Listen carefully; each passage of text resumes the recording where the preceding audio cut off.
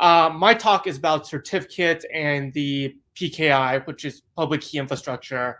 It's usually hard. And from kind of anecdotal evidence, I know a lot of smart people who've avoided this particular rabbit hole for a whole long time. And prior to my current role, I've avoided this as well, and felt some shame for not knowing more. The obvious result was this vicious cycle. I was too embarrassed to ask questions, so I never learned. Eventually, I was forced to learn the stuff because I joined, a PKI open core company called smallstep. Check us out, open source stuff on GitHub, github.com/smallstep.com. But I really wished I learned all this stuff sooner. It would have helped my career when I was working heavily in the service mesh space and network connectivity with proxies. So let's dive into the how and the whys for PKIs. So Jeff, if you could do next slide for me, please. Yeah, so before I get started, here's a brief intro. My name is Kevin. I work as a developer advocate at smallstep and focusing primarily on building out our open source toolkit and community.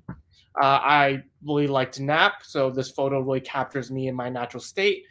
So, if you saw me at DEF CON in person over these past 3 days, I was probably the one passed out in the corner. I meant to say hi, but I'm sorry. All right, next slide here. Sure.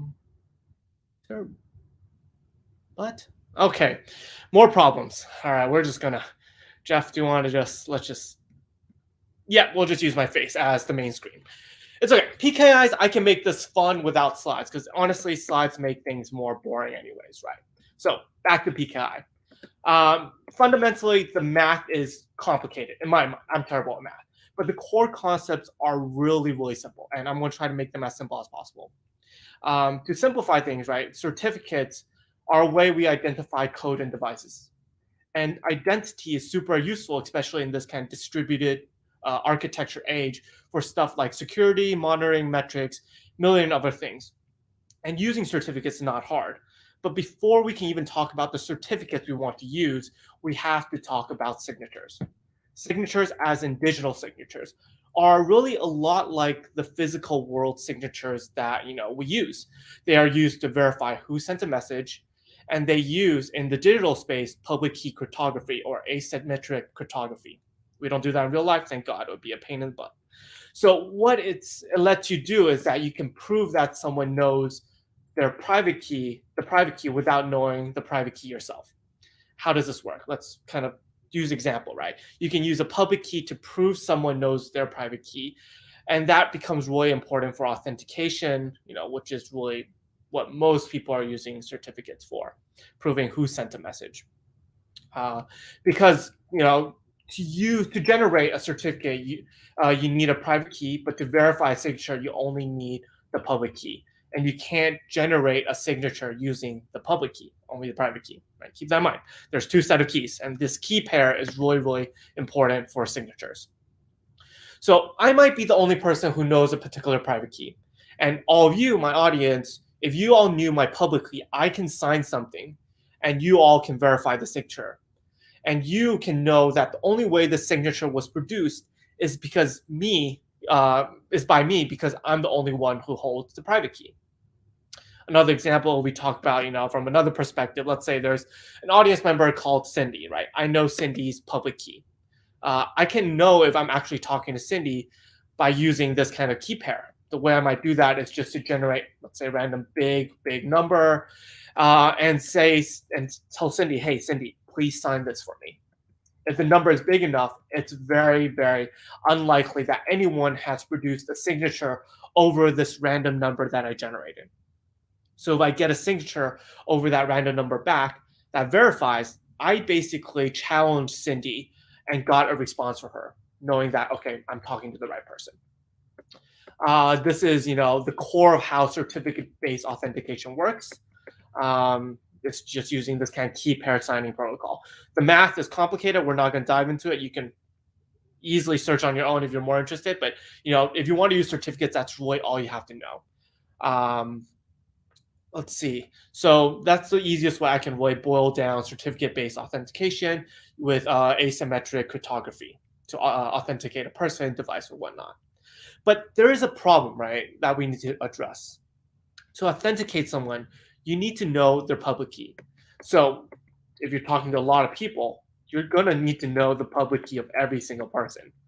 And the second problem that kind of follows that is the way you learn their public key has to be secure, right? If we go back to the Cindy example, so if someone lied to me, right, and they tell me that Cindy's public key is X, Y, and Z, but instead of telling their public key, they actually use their own public key, right? They can pretend to be Cindy because now I'm confused about what Cindy's public key actually is.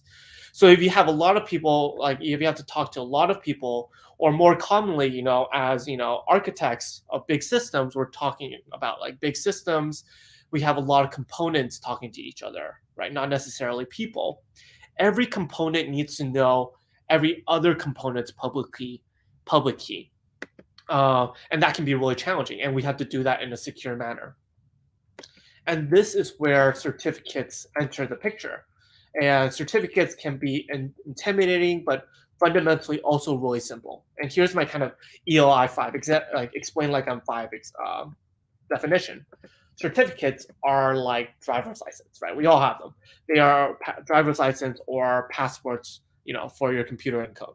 If you never met me before and you trust the DMV, you can use my license for authentication. You can verify that a license is valid. You can look at my photo here, read my name, it says Kevin. Computers use certificates to do the exact same thing. If you've never met some computer before, you can trust the same certificate authority, aka, the DMV, and you can use the certificate for authentication, verifying that the certificate is valid based on their signature, look at their public key, reading their names, etc. Right? So essentially, a certificate is a data structure, much like our ID, that binds a name to a public key. The purpose is to learn someone's public key if you don't already know it. And then we have to go back and how does this solve the whole secure problem of learning people's public key? Well, this is where the DMV, or in the digital space, our certificate authority comes into play. If you can trust the certificate authority, which is what signs certificates, you can trust what Cindy is and who she says she is. And we can dive a little deeper into our certificate. You'll see it's represented by bits and bytes. This part is actually annoyingly complicated. In fact, I suspect that the poorly defined manner in which certificates and keys are encoded is probably the source of most confusion. At least I can say most of my confusion and frustration when I approach PKIs at the start. But just know that when people talk about certificates, usually without any additional qualifications, they're referring to the X509v3 certificate. And to make this more relatable, they're referring to the sort of certificate that browsers understand and use for HTTPS, which is HTTP over TLS. There are obviously other certificate formats, notably the SSH and GPG. Both have their own, but we're going to focus on the X509 for the remainder of the talk. If you can understand X509, you'll be able to figure out everything else by yourself. And since these certificates X509s are so broadly supported, they have, you can trust that there's a good amount of libraries that, support them, and they're used in a lot of different contexts. All right, let me check on time. I'm here. I'm the timekeeper, and guess what? You've got 2 minutes, my friend. Oh boy, technical. All right. Let's speed things through, right? Okay, so X509 was actually blah blah blah. I'm going to skip through this little fun tidbit. It was created back in like the 1980s for phone books. You don't really need to know that. But what I want to get into is that PKI is really the umbrella term for all this stuff, right? To issue, distribute, store, use, and verify, revoke, and interact with certificate and keys. A vague like database infrastructure because it really encompasses a lot, and stuff like the jobs, the protocols, conventions, clients and servers, cron jobs, whatnot. But just know that the PKI kind of encompasses this kind of signature, certificate, signing kind of space. All right, skip through the build your own versus buy. I would advocate for using open source to start, and blah blah blah. Sorry to skip a bunch. All right, so let's get back here to web PKIs. Okay, so web PKI uses X509, and the beauty about there's two kind of PKIs is that there is the web PKI, which is what you're commonly familiar with. But there's also something that I want to advocate for, and what my talk is really about is internal PKIs.